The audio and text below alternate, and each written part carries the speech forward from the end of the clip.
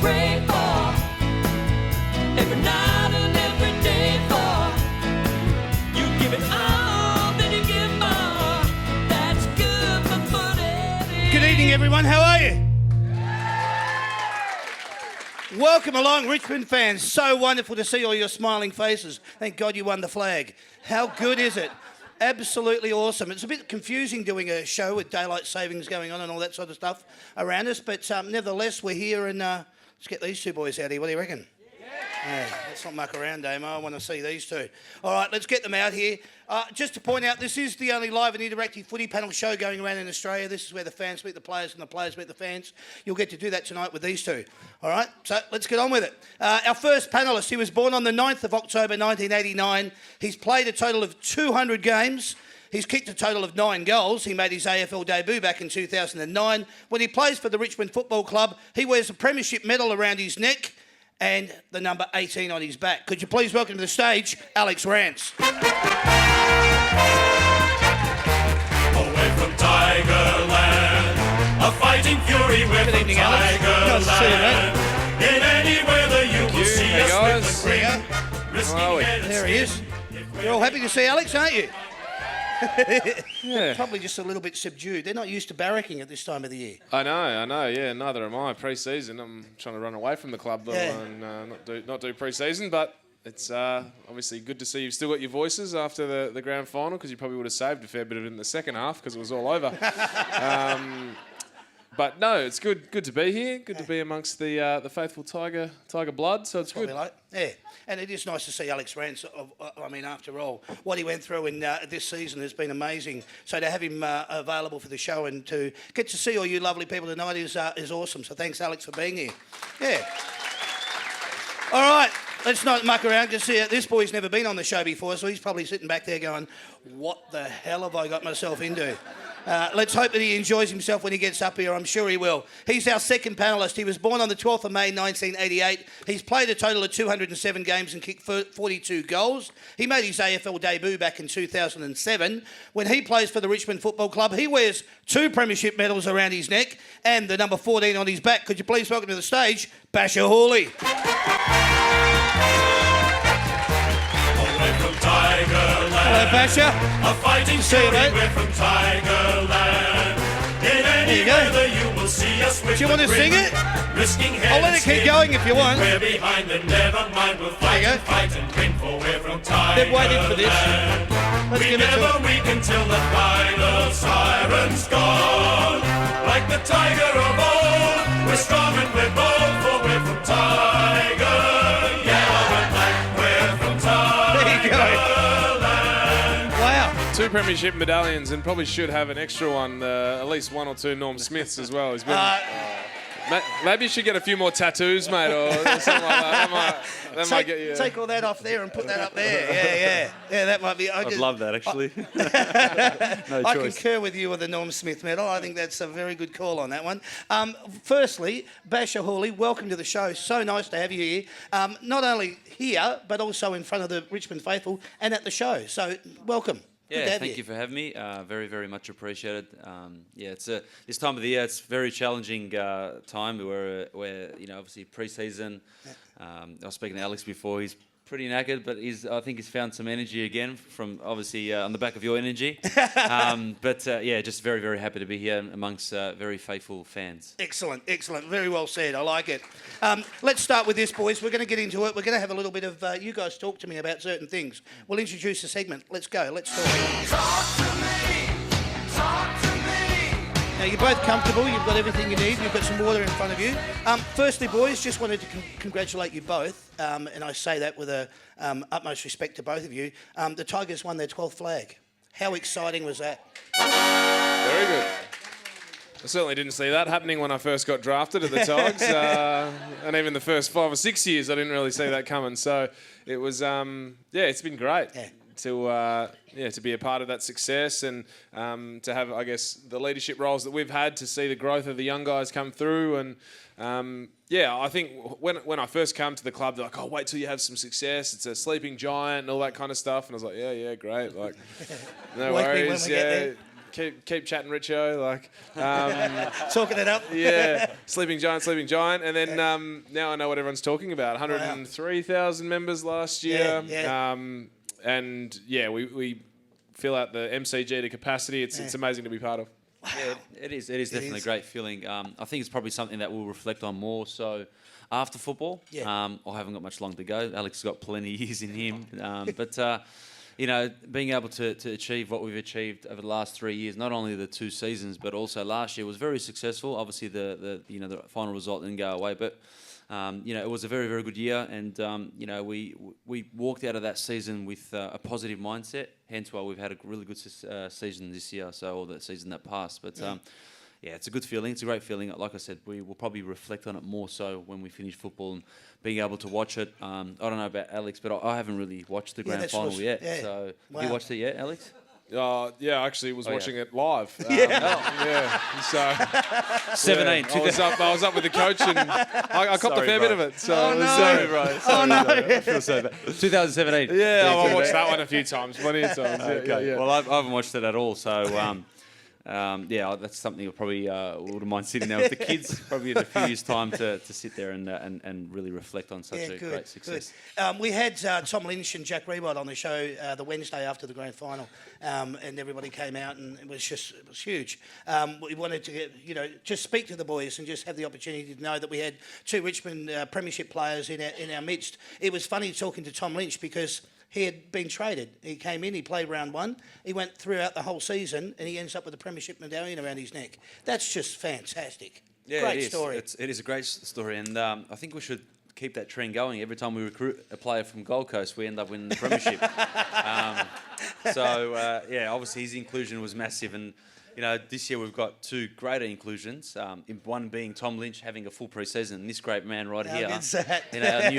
our new recruit, Yeah. with 200 games and multiple Australians behind his back. So Absolutely. or under his belt, I should say. But yeah, we're really looking forward to this season coming. Absolutely. I think You got to it's feel fantastic. sorry for Gold Coast, though, don't you? Like, how many premierships has been stolen from them? And you could be worse, could be Freo, but yeah, that's true.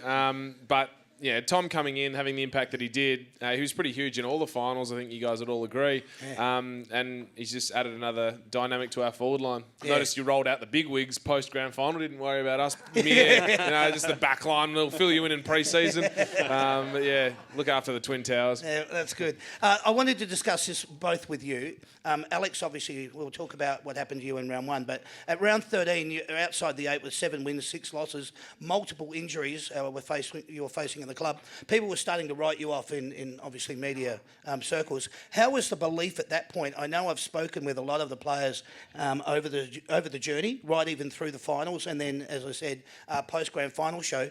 But tell me about the belief that you had when you were looking at round 13 and probably staring down the barrel. Yeah, it was obviously very challenging having multiple players, big players, go down. But honestly, I've got a very, very short-term memory. To be quite honest, I'm pretty bad. But And he doesn't even drink either, so he's got no excuse for that. I don't know. I live in the present and probably not more so for the future, but the present. And I don't really reflect back. But one thing I remember is 2017. And I'm going back a fair way. But this great man here, I remember we lost after Port Adelaide. It was a close game. Port Adelaide, was it Port Adelaide or Adelaide? One of the games, anyway. He brought us in, and we lost. It was a really close game. I think we lost 4 or 5 games by a small margin. Could have been GWS, maybe, I don't know. Anyway, doesn't matter. And Freo, GWS, the Bulldogs. One of them. But it was all positivity. Yeah. And this great man walked in and said, you know what, with high spirits, and it was all about positivity. If we probably look back a few years before that, was if you lost a game, it was all about the loss, and not about moving forward. And I think that was a similar feeling when we lost those few games. And obviously we had belief that providing we get a few boys back and we stick to our system, things will work out. I don't know how far. And we just focused on a 2 to 4 week block, which went really well. And in the end, what would we been 12 or 13 in a row? Absolutely. And it didn't actually feel like that. So right. even after every win, I mean, I know a lot of the games were really close, but it just felt like it wasn't as great as what it seemed that to be towards the end of the year, where we won 12 or 13 in a row. It's amazing because, as I said, I've spoken to quite a few different players that we've had on. One of them was Cheddar, okay?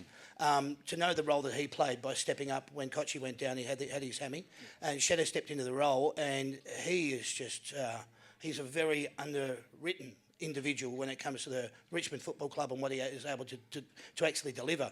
I thought he was instrumental in keeping you guys around the top 8 when those things were going on from probably around that round 13 period, and then to get you back in, and then as the Richmond Football Club started to get their strength back and all the players coming back on board, you were a force to be reckoned with, and you made the finals, and the rest is history. I think we were really lucky that we almost had a lot of subplots throughout the year, whereas a lot of teams, they just focus on the grand final and all that kind of stuff. And we had a little bit of a dip with a few of the injuries, but then we had, like you said, Shane step up, and then we had a guy called Sydney Stack come in and play a few games, who was kind of special. So there's a cool little story there. And then we had another guy called Marlon Pickett come to our team, who was pretty handy. So we had all these little stories which sort of... I felt distracted us from the big scary thing which loomed at the top, which was the grand final, and it almost distracted us away from, well, Jack's not playing, Koch is not playing, I'm not playing, Toby's not playing. We had a huge rehab list at the time, but we had all these cool little sub stories that were coming out of it. Our leadership must be going well if Dusty's captaining a game. So, I'm sure they kicked on after that one.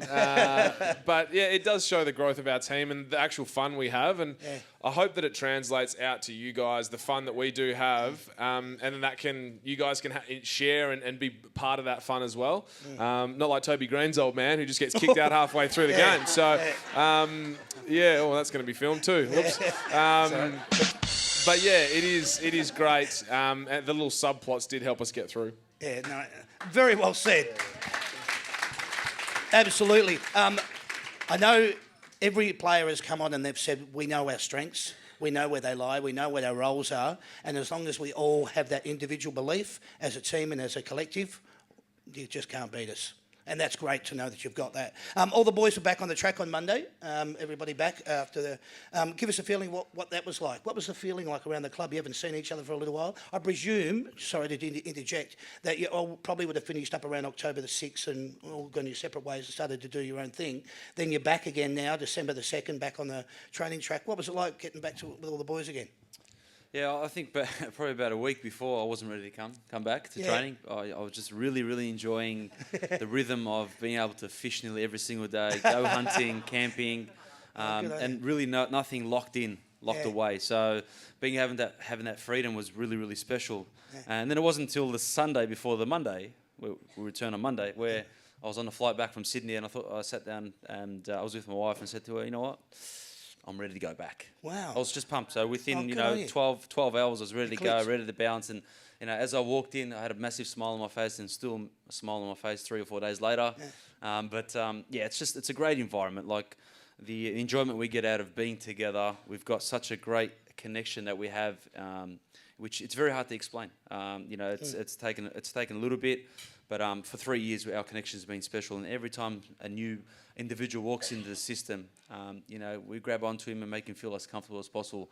Unlike the days when I first walked in 14 years ago to Essendon Football Club, where it was very, very hard. I'm not going to single out any individuals, but it was always like the younger group together and the older group were segregated. And if you cross paths, it's like they just stare you down. It's like we're teammates. Hello. We're on the same team, we're on the same journey, but it was a little bit different back then. But our club is about embracing different people, young, old, regardless of what background you come from. We're one club.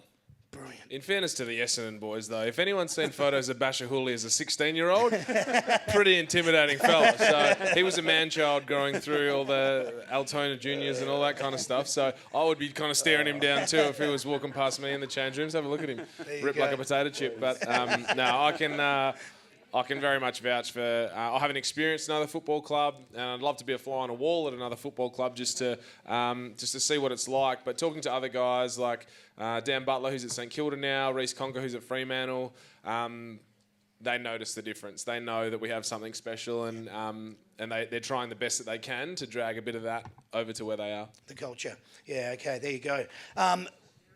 You were saying, Basher, you've been doing a little bit of fishing over that period. So did you finish up around about the 6th of October, and you've had sort of like the last month, the last 6 weeks to go and do refresh, to recharge your batteries? Yeah, I did. So basically, I think our last commitment was the Thursday post the grand final. And yeah, pretty much after that, I went on a camping trip for about 5 days out in New South Wales. No reception at all. Not like I wanted to just segregate myself from people, but I think there's a time where you just need self-time. And I had my close family, I had my father, my older brothers with me, very, very close friends. So it was really, really good to be able to let your hair loose with no alcohol, of course. Plenty non-alcoholic beverages, really living it up. plenty of food. So yeah, from then obviously just back and forth overseas to Bali, Sydney, plenty of camping and fishing trips. But I almost prefer to stay in Melbourne and be able to do the things that I love, as opposed to probably like Alex would love to travel and explore the world. Yeah. For me, I find Australia the most beautiful place in the world. So why leave your home territory? But well said. Yeah. So I really enjoy that time. I concur. Yeah, great. Next Prime Minister of Australia over here. Shoot like that, I'll be voting. What was your last 6 weeks, 8 weeks after finals? So I went over to the States, and I was over there for about a month. I caught up with Ben Griffiths. Yep. So he's doing really well over at USC. He's living the dream over there. It's such an amazing experience to go. He's like a 28-year-old guy who's experienced professional culture, and then he's got all these 18 to 20-year-olds who have just got every resource under the sun. It's amazing the gratitude and gratefulness that we talk about, and try and live at the footy club. That they get new night kits every second week. And wow. It's phenomenal. But he's loving it over there. And then I jumped in one of those wicked camper vans. Right. It's not a wicked one because I was worried I was going to get mugged if that was the case. I just got a little incognito Chrysler Town and Country, and I drove around California for a month and just went to Yosemite and Death Valley and went through Vegas and Phoenix and Palm Springs and stuff like that. And something you'd always wanted to do, bucket list kind of thing, was it? Or no, I just flew into LA and worked it out from there. Wow. Yeah. How brilliant. Sort of wing it a bit. Excellent. Alex, you played such an integral role in the mentoring role over the final series, not only for the senior side but also for the VFL side. What a fabulous celebration you had with the boys when they won the VFL Grand Final. That must have, obviously it meant a lot to you, but describe it for us. What was it like being part of that?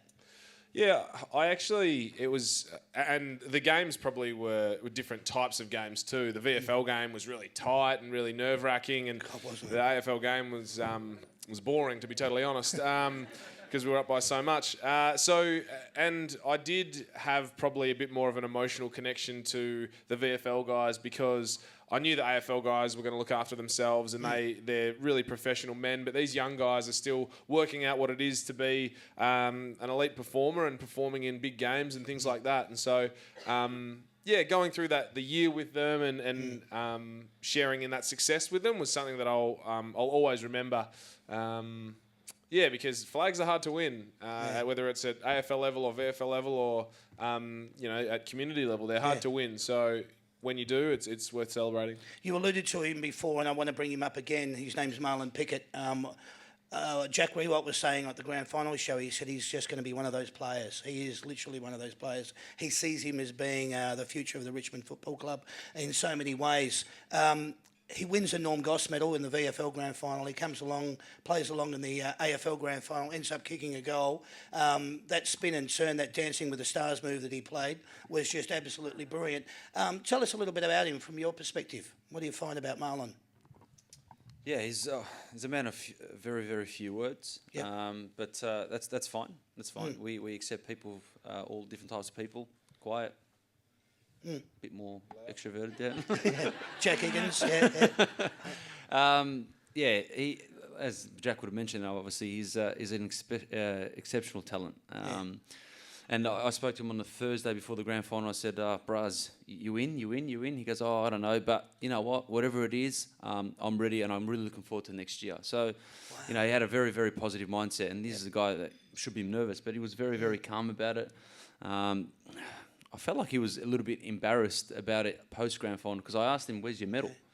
And he said, "Oh no, it's somewhere safe, or must have given it to his father, I think." But I felt like he was a bit embarrassed, whether he deserved the opportunity. But the reality is, he deserved his opportunity, Very much so. and he performed. It's about winning grand finals, and obviously a few people, very important people, missed out. But we're out there to win the ultimate prize, and thank God I don't have to pick the team because it's a very, very tough role. But he's going to be something special. I think he's 28 years old. Yeah. So he's definitely got a fair few years in him. Not obviously, feeling the grind of every preseason. He's going to have his first preseason now. His body's pretty fit and roaring to go. He looks very laconic out on the ground. He seems to have a bit of an Andrew McLeod style about him, but seems very, I don't want to use the word blasé, but it nearly comes across as being blasé. But he played a brilliant brand of football, and obviously with the accolades that he's receiving from individuals within the club and outside, it's going to be quite an exciting year moving forward for him as well. A lot of those players, that have think about Scott Pendlebury and that kind of stuff. It's almost like they play in slow motion. They can just see things happening and can slow down the game with just a spin or a shimmy or a shake. And I love watching him play. And I think he did some things in the VFL this year, which I'm sure a lot of you guys would have seen, which are not just smooth and silky, but also super courageous and really hard as well. So he is the full package, Big Marlon. Wow. The thing I wanted to discuss with you was the iconic image of yourself, Dylan and David, sitting on the ground after the grand final. Without going into specifics, what was the discussion about? What were you guys, were you reflecting, reminiscing? Without going into specifics? I know. What did you talk about? Yeah, well, it's up to you as to how much you want to give of the conversation. We didn't actually speak that much. We just wanted to be in each other's company. And just... I always think about the grand final in 2017 for me, brought me that childhood excitement that, when you get unwrap a toy for the first time or you ride your first bike or learn a new skill or something like that, you're so excited and you just, emotions everywhere. And so I kind of wanted to experience that again, of just sort of going back to that sort of childlike state, throwing confetti around, sitting on the grass. And just sharing it with two of my really, really great mates. So it was, just about sort of slowing it down and taking as much in as I could, more so than just like hooning about and making a bit of a fool of myself, which I do on a pretty regular basis. Well, that's good. You actually got exactly what I was after out of that question. You gave the answer, because it wasn't about talking about what you did go into, but why you did do it. And that's a great answer. Thanks for sharing. You must have been so proud of what Dylan achieved in 2019. He came in and became the defender that I think not only he knew he could be, but everybody else knew he could be as well. He had a fabulous year, and obviously now All-Australian honours with that as well. Yeah, and Basher can probably attest the growth across the year, which he showed, because we call him Gramesy, because he doesn't like living in the grey. It's either black or white. And playing the role that he and I now play, it's very grey. It's you're sometimes playing on a guy, but you're sometimes playing on no one and just going and getting the ball. So the growth that he went from being a really amazing lockdown defender to an all-Australian generational player was pretty amazing across the year, don't you think? Yeah, absolutely.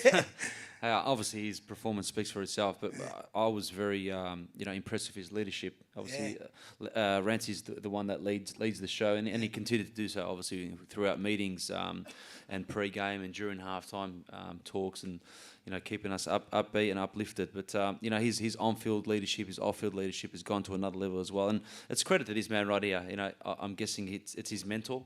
He's obviously looked up to Rancey a lot, and he's learnt a lot.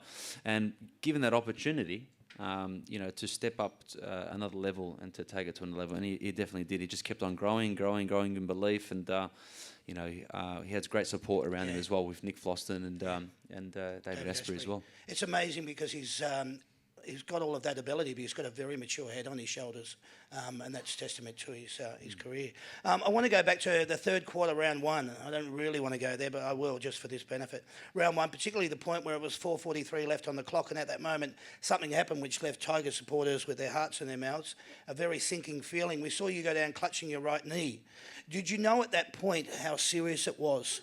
No, I just thought because I'd had knee clashes before. I remember I played a game up on the Gold Coast. It was when, the game Carmichael Hunt kicked the goal after the siren. Yeah, that was great. So that game, I actually knocked my knee on Gary Ablett. Very expensive collision, that one. So I had that sort of same feeling that I was like, oh, geez, this is a bit sore. And then it was sort of stayed sore for a long time. And then finally managed to collect myself, get myself off the ground, and then went downstairs and my knee was, flopping about like a bit of licorice. And Reg said that it's probably not going to look great, but it is what it is. So, I didn't know then and there, but by the time I'd got into the rooms and my family and stuff were down there, I'd pretty much been told that my season was more than likely over. I saw an interview, somebody asked a question the other night about Ash Barty. She'd won the John Newcombe medal for the third year in a row, and someone had asked her in the interview, Ash, where do you get your humility from? And said, you probably should ask Mum and Dad. Where do you get yours from?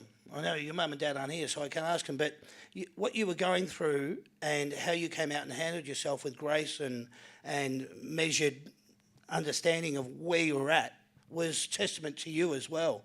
But where does that come from? Where do you, you've realised it's the third quarter, it's the third quarter of the first game of 2019, the team's on fire.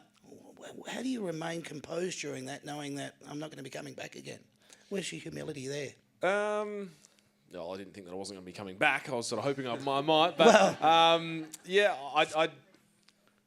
I know, but I don't know, because you can come from the greatest family and different experiences can change the way you are. So it's kind of, Basher and I have very similar perspectives on faith, from different areas, obviously, but I think definitely my faith and also my parents and the values that I've been instilled from them certainly lays the foundation and the soil for my personality to grow from. But at the same time, we all have the choice. We've all got the choice whether we, speed, do the limit, whether we steal or pay for it. It's always going to be a choice that you make. And so at that time, I had a choice to think about me or to think about us, or think about what other situations could be happening in the world. And really, it's not the end of the world. It's just an injury. So there's plenty worse things happening. It's a brilliant fellow. I love it. Thanks, mate. I believe that there would have been well wishes coming in from all angles throughout the footy industry. But what about those that were really close to you, like your parents and your wife? What advice did they give you at that time? I can't really remember, to be honest. What did they say? Don't know. No? The old man would have been something footy. He would have said something real cliche, Right. Just give it 110% or something like that. And Mum would have just been, soppy mum kind of thing. Okay. I don't know. I can't actually remember. It all happened so quick that I just sort of was... the game ended, and then I went and had a scan, and then I had surgery, and it was just sort of very, very quick rather than me being able to really take stock of what happened. So, I think they were pretty... They didn't go to a game after that. They were just too frustrated, even though my dad idolises Tom Lynch and always texts me, hey, how's Big Tom going? I'm like, this is actually embarrassing, Dad. He's younger than your son, and you're idolising a man that age. So, but I don't think he's alone, so... Yeah. They say out of adversity comes opportunity. Was there one thing that stood out from those events which will stay with you forever? Was there anything? Yes, it made me far more patient, I think. I'm a very impatient type of guy, and I think I play that sort of style too, where I don't really want to just wait. I always go and do things proactively, but I think there's definitely a time to be patient and a time to work. I think being patient is something that I learned across the year. What else did I learn? That alcohol and inflammation really does not mix. No. So there was a couple of times where I had a few beers and my knee blew up like a balloon. So that yeah, it does happen. It does. It does. Let's talk about the draft, boys. Thanks very much for going into what you have. The Tigers picked up Thompson Dow, pick 28, the brother of Paddy, playing at Kelton. Noah Cumberland, pick 43. William Martin, pick 44. Hugo Ralph Smith, pick 46. And Big Owen Neon, pick 54. Noah Cumberland and Will Martin, both out of the Brisbane Lions Academy. And Biggie, as he's known, a young Sudanese-born player. Any news on the boys? Can you give us a little bit of insight into them? Are they obviously turned up at the club? Or? Known them for No, they're both going on. 1.5 days. Yeah. But like roles, personalities, any of that been nothing come out? One of them's a stonemason, Yes, so most fully qualified stonemason. Carpenter as well. Is one carpenter? So I remember making a comment to that, but I'm like, hopefully there's a brickie. And that's it. I can build my new house. Yeah. The new draftees. So there's the carpenter and All the other Hooley households around Altona might get a chippy as well. So smart. there you go. Who else? Paddy Dow. I saw his hands today. They look pretty slick. Apparently he's got that sort of Pendlebury-esque hands in traffic, kind of like Shedder as well. So. There's a pretty big raps on him, obviously. With pick 21, you'd want him to be half decent. So, what else is there? Oh, we kind of took a punt on the rest of them anyway. So who knows what's going to happen? Let's just see how it goes. Didn't have too many picks left after we traded them all out to get Tom. But hey, that worked out. And you've got a flag, so let's leave it at that. That's good. I want to take you back. I want to take you back to another time. The year was 2007, when these words were used to describe a certain draftee from that period. He's a physical player who isn't afraid of a one-on-one contest with the opposing team's forward. He is a courageous and highly skilled player, someone you can rely on. That was you, Alex Rance, back in 2007. Wasn't Cale Morton? No. No. Yes, it was. Yeah. Does anyone remember that footage of Cale Morton running away from Brendan Lade? Nah. Well, Google it. It's pretty funny. He was my draft too, but anyway, yep, carry on. You were drafted in 2007 with the club's second selection, pick 18 in the overall draft. Did you take your jumper number from that? Where did you take your jumper number from? It was the only one left. David Roden had just left, so I don't know. It was a very strange, well, my dad played in number 18 at Swan Districts, and they sort of asked me if I wanted it, and I guess it'd sound kind of cool, but now it's kind of a bit wanky, but whatever. Okay. 18, I made it my own, whatever. That's all right. Now, it's fair to say you probably didn't get off to the start that most people would have thought you might have. You played in the reserves for Coburg before breaking to the VFL side late in 2008 until you got caught by the eyes of the selectors in your chance round 2 against Geelong in 2009. What do you remember about that period? My very first possession, I got ran down by Travis Varco and was holding the ball, but he pushed me in the back, so I got the kick back anyway. So that was my first possession. I don't think anyone, or you guys probably would, because you guys are faithful Richmond supporters, but understood how bad I was at the very start. Pick 18, you'd want to think that you're going to get something good out of that. But, at the start, VFL reserves, that doesn't even exist anymore. So I sort of had a bit of an up and down journey. Going through Dimmer trying to trade me out for a 6-pack to North Melbourne, but that didn't go. They wanted more, apparently, or less. I don't know. I've gone up and down, but here I am. Okay, well, that's good what it is. There were interesting picks coming from that draft in 2007. Matty Cruiser was number 1, Kochi was number 2, Dangerfield at 10, Cyril Rioli at 12, Harry Taylor at 17. You fall into 18, Callum Ward at 19, Easton Wood at 43, and Taylor Walker, who you beat in the 2017 grand final, number 75. So interesting lineup of individuals that came out of that 2007 draft. Yeah, there was. Obviously, Cyril probably could have had another bevy of accolades if he wanted to. Kochi's a superstar. Dangerfield, he's okay. Tex Walker, the original Power Ranger. So he's the original Power Ranger. Yeah, I like it. No, I do. I think Adelaide would be a tough town to be a skipper in.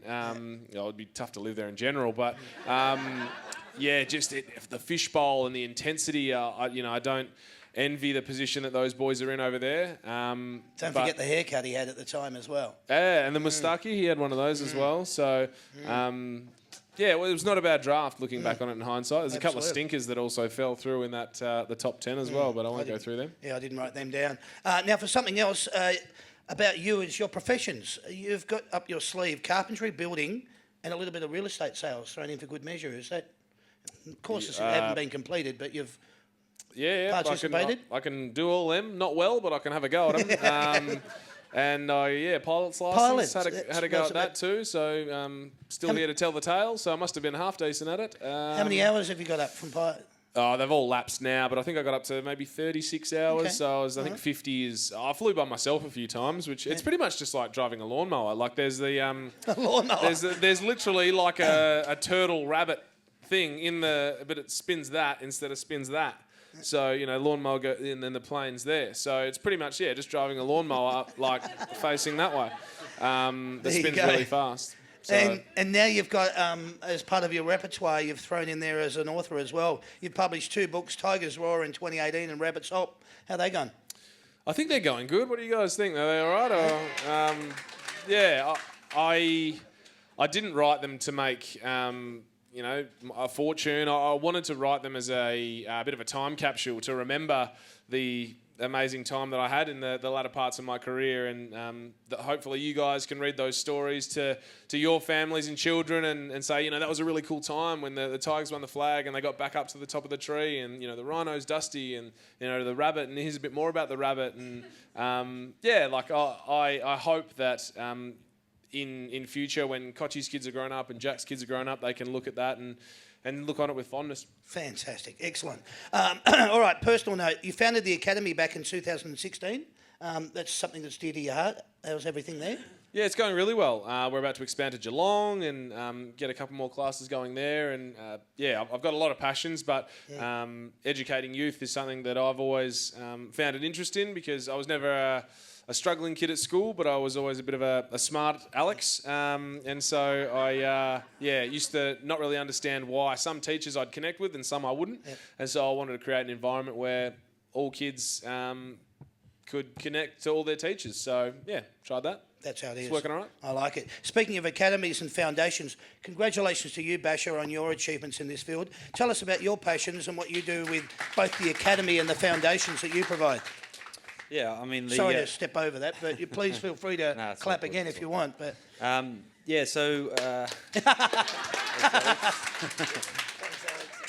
also like Alex, I'm very, very passionate about giving back.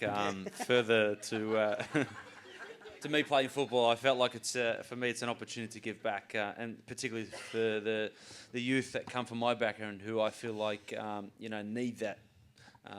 Since they're a role model or I guess a way where they can excel in life, not only just football, but in life in general, and feel comfortable about who they are as a person and what they believe in.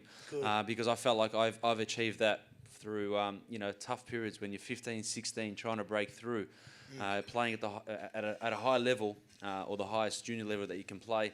And being able to uphold your identity was something that I was very passionate about, and it's helped me as a person. We've got great values that we're very concrete about, and we don't like to veer, but it's helped us come to where we are, or I guess achieve the achievements we've achieved so far, and that's through being honest, and it's something that I implement to the youth growing up today. And the best way to do it is forming an academy.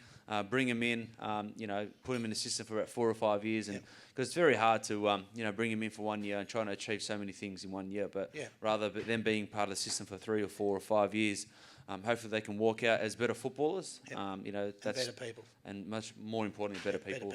And feel part of society. Yeah, good, excellent.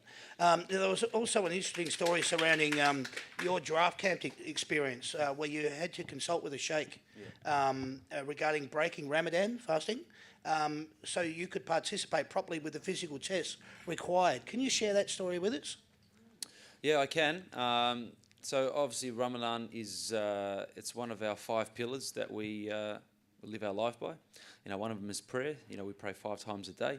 Yes, I prayed the halftime during the grand final for success. It works. One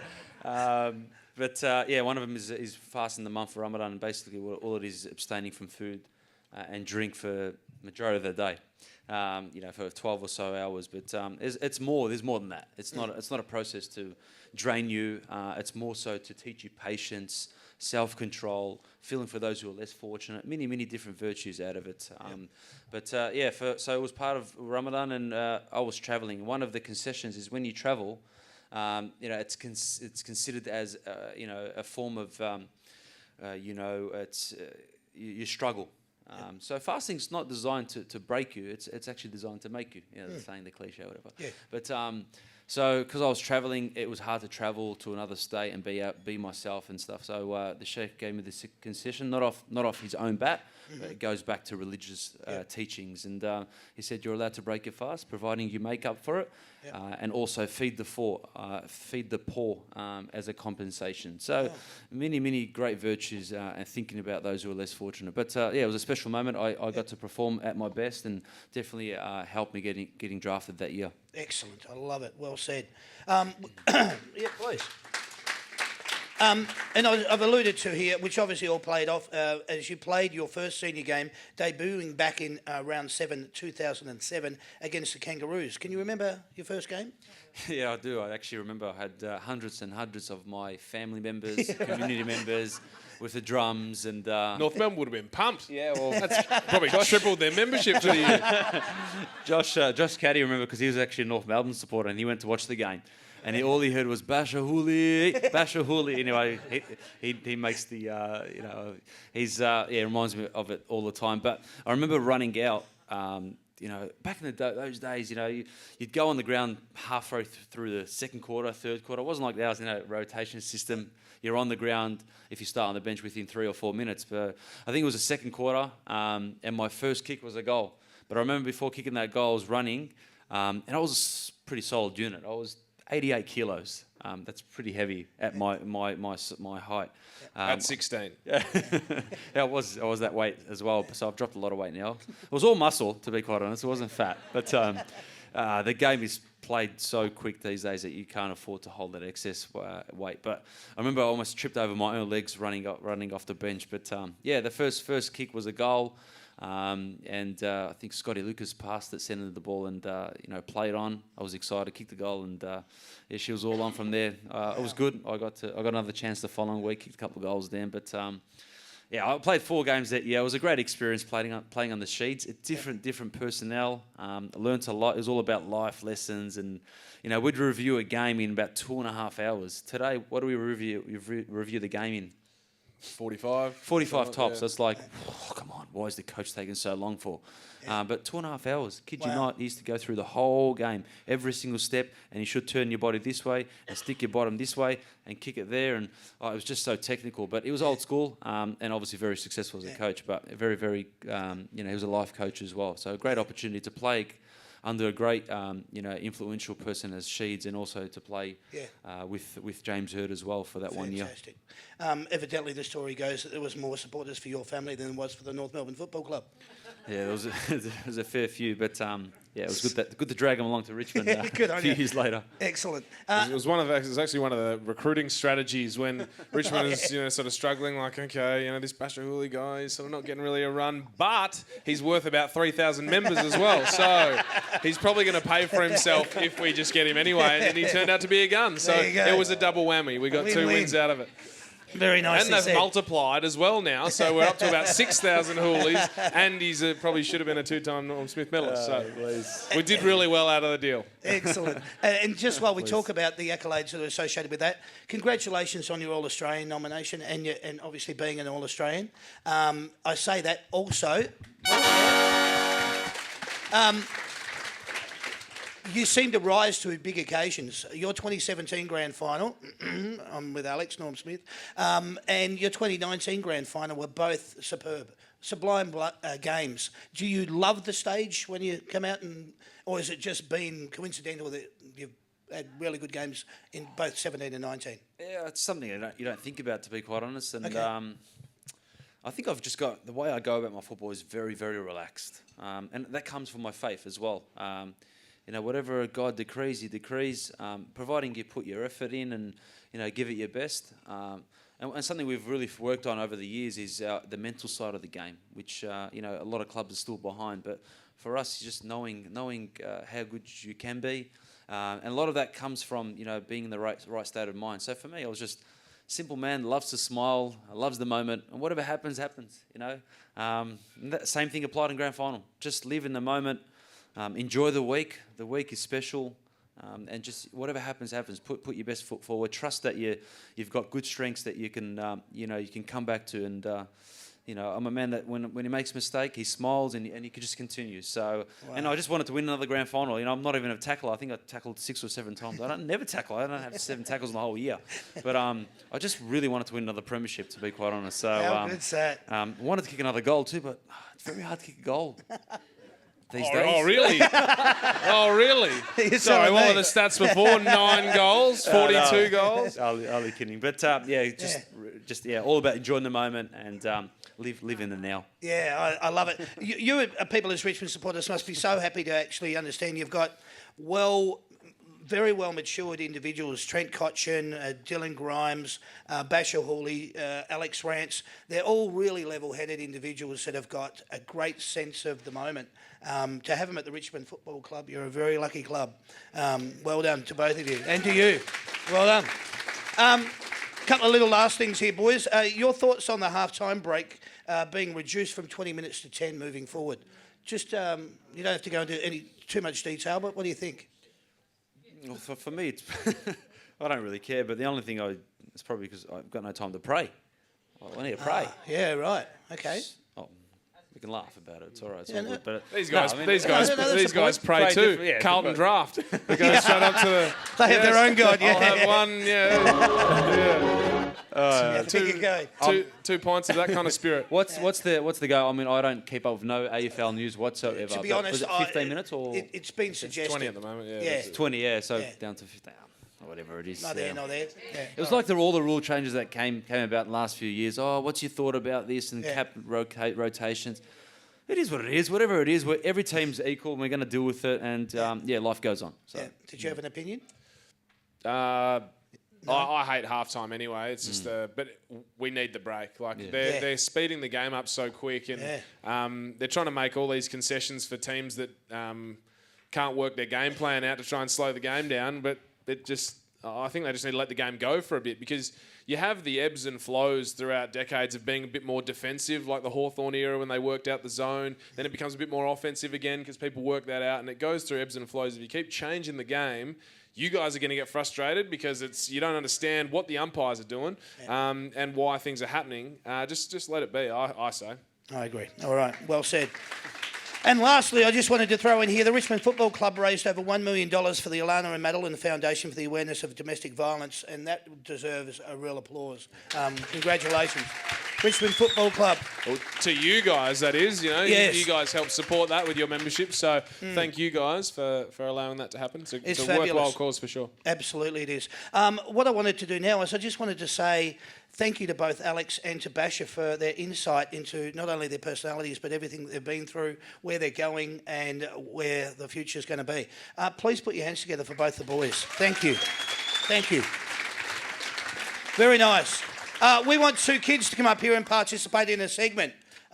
As they're making their way up, we'll introduce a segment. It's called Changes. Changes. Turn and face the strange. Changes. Don't wanna be a richer man. Both of you are going to be playing in this little segment called Changes. What you have to do is you have to keep score. You two boys, I'm going to be asking you a series of questions in relation to where have these players gone? Okay, they've changed clubs in 2019, and where are they going to be playing in 2020? So am I allowed to confer with Lily, or do I just have to answer it off I my think own you bat? should just answer on your own bat, because Lily's got enough on her plate just by turning over the paddle. All right? Or just whisper it. Yeah, all right. If you want to We'll work liaise, you together. can, but... There's plenty on the so line you here. go. You've got the Cheesecake Factory or Cheesecake Shop gift cards. So Thanks for giving away my prize, That's but right, actually, I was just going to give her a stubby holder, but now What she's else taking we got it. under here? It's all right. No, What's that's she what gonna she's do with a stubby holder? She's Stop not old it. enough to drink. It's all right. It's cool. Yeah, congratulations, Basher. You've just won a year's supply of vodka. Excellent. Taj, come in a little bit, mate. I'll get you just in there. Here, just keep coming. There you go. You stand about there, face that way. Good man. That'll be good. Go back that way a little bit. No, come this way. No, you're all right. You've done really well. All right, so what's going to happen? You boys, as soon as I say the name, you just buzz in. So what's your buzzer going to be? Lily. All right, fantastic. What's yours going to be? Taj. All right, there you go. So there are your buzzers. Let's start with our first one. Where has this boy gone? Alex Keith. Lily. Okay. Where's he going? I'm going to smash Basher at this because he's not a footy head. He's if you ask where the local snapper are running, then he's good. But he went to the Bulldogs. He did go to the from Bulldogs. If Taj, you might be able to help Basher I then if need- that's I the need case. some help. You might need to go back a little bit. Oh, so we got that one, Lily. Yeah, you got that one, Lily. Turn it over. Can I get help? I really need some help. Yes. Oh, Yeah, if Taj can help you. So you can Yeah, yell out as if you well. think So you you can know say it. you can say Basher if you ever. All right. So, You might know this one. He's a fairly big one. Where did this guy go? Tim Kelly. Taj, Yes. Where did he go? go, bro. Oh, Where did he go? do you want to answer? I know Taj, it. do you know where Do Tim Kelly went? No, you don't. West Coast, Yes, well done. good All right, work. Well turn done. it over. You got a point. Well done. Okay, where Good job. did this boy go? His name's Bradley Hill. Lily. Lily. Where'd he go? He went to St Kilda. He did. There's another From point, Fremantle. Lily. Good. Fremantle to St Kilda. Josh Jenkins, where's he gone? Taj, All right, where'd he go, boys? Geelong. He did go to Geelong from Adelaide. Adam Tomlinson, where did he go? Taj. Taj. Answer it, Taj. Where'd he go, Melbourne. Taj? Yes, he did. Well done. All right, flip it over. You man. got another point. 3-2. All right, from GWS to Melbourne. Ed Langdon from the Pies, where did he go? Langdon. Greensboro. Ed Langdon. Close, Melbourne. All right. Okay. No points for anyone. Dan Sorry, Butler. Lily. Lily, where'd he go? St Kilda. He did, from the Tigers. Well done. Jonathan Patton from GWS, where did he go? Lily. Hawthorn. He went to Hawthorn. Well done. Sam Jacobs from Adelaide, where did he go? Lily. GWS. He did, GWS. Patrick Ryder from Adelaide. Lily. Lily, where did he go? St Kilda. He did. Zach Jones from St Kilda. Taj.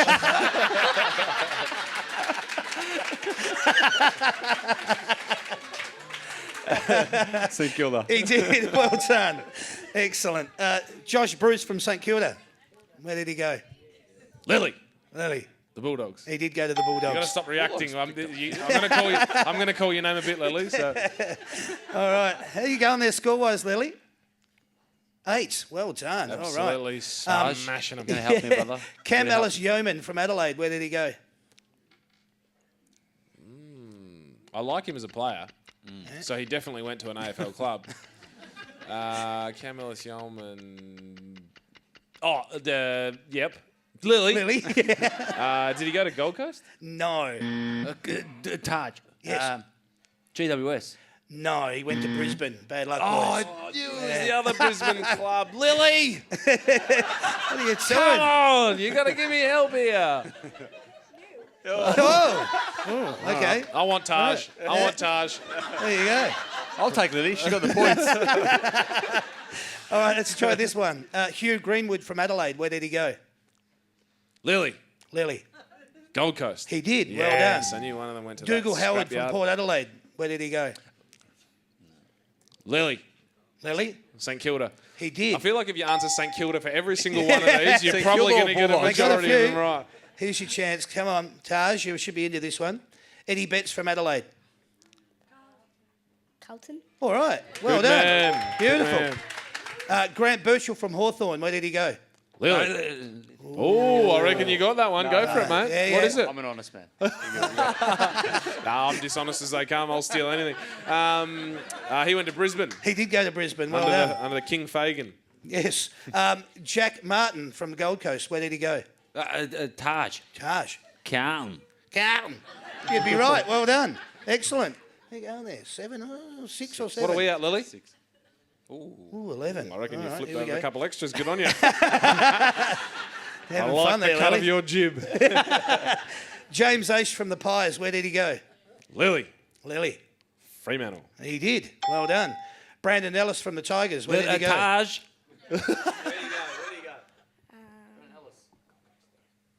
Gold Coast. Yeah, well Well, done. yeah, the Gold Coast Bums. Good stuff.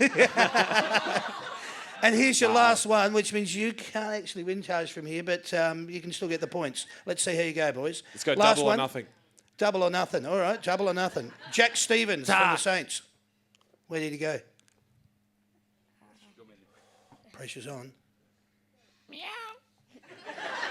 Brisbane, wrong. Geelong. Geelong? He got it. All right. So what did you finish up there with the score? Finished up with a total score of 9. Finished up with a total score of 12. Lily, Alex Rance, you are our winner. Well done. There you go. Well done. Taj, not bad, mate. Now, Lily, you have won. You'll be able to do this and give this to Mum.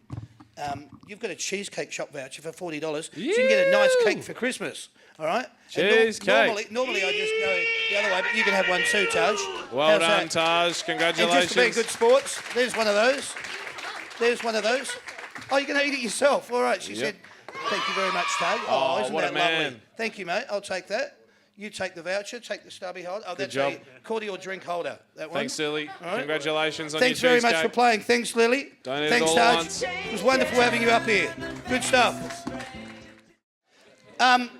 This is our last show for 2019. As I said to you at the top of the show, we hope to come back in 2020 and do these shows for you again. We need your support. I can't put it any more simpler than that. You've seen other shows that are crumbling down around you. We need you guys to come along and support us, otherwise we can't get out there and do it again. And we give you access like this, and that's why we need your support. So get on board, have a look at the That's Good for Footy Facebook page, follow it, get onto the website. You'll see all the information there. Follow any of the links to get in contact with us or find out more about the shows. The shows are done every Wednesday or Thursday night, and we hope they will be in 2020. It's pretty simple, as I said, to get on and find out the information that you need through the Facebook page or the website. I would now like you to please thank our two guests this evening, Basher Hawley and Alex Rance. Thank you both so much for appearing on the show. Can I ask you, Basher, your first time, how'd you find it? Yeah, very, very nice, calm and relaxed. I've asked a couple of boys about this and they said the exact same thing. So very pleased to see you guys and to see you guys very nice and happy, and just like us, we're very happy as well. Beautiful. I love it. I asked Basher when he arrived, I said, "Oh, did you have a chat to anybody about before you came on the show?" And he said, "Yeah, I spoke to Kochi today." And I said, "Oh, what did he say?" And he goes, "Yeah, it's good. He goes, it's good." I went, "Oh, thanks, Kochi. Well done." Tross, how'd you go? Did you enjoy it? Always good. Always good. Fun Always crowd. good. Always good for footy. Had a laugh. That's good for footy. Yeah, all right. We love it. Thanks very much. Yeah, please. Thanks very much to Sam. Thanks for mate. You're playing, doing this in the off season. It's a little bit strange, I know. But thanks very much for being available for it. Thanks to the lovely Sandy. She got straight off a plane and came here today. So well done, Sandy. That was good. Straight out of a Virgin uniform into a That's Good for Footy one. Very good. I loved it. I loved that all of you guys came out and you got to see these two in a raw, natural environment, because this is what they're all about. They're great people. We hope you've had a good time. I love doing these shows and I want to come back and do them for you in 2020. So if you love them, you get behind us and support it. That's all I need to say. This has been the That's Good for Footy panel show. My name is Damien. Thank you and good night, everyone. Cheers.